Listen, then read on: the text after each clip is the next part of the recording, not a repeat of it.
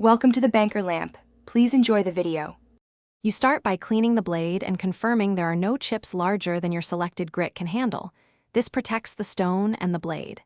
Next, secure the stone on a non-slip surface and pick a grit progression such as 400, 1000, then 3000. Each step refines the edge. Hold the knife at a consistent 15 degrees to 20 degrees angle. Use a guide if needed. Once set, make steady, controlled strokes away from the edge to establish a uniform bevel on each side. Now you forge the bevel. Start with the coarse grit to remove metal and create a defined secondary edge, using equal strokes on each side and checking for a consistent burr. Once you feel a continuous burr, switch to 1000 grit to remove coarse scratches and even the bevel. Reduce pressure gradually so you don't over-sharpen one side. Make long, full-length strokes from heel to tip to keep the edge geometry uniform. After that, test light slicing on paper to gauge refinement and decide if finer grits are needed.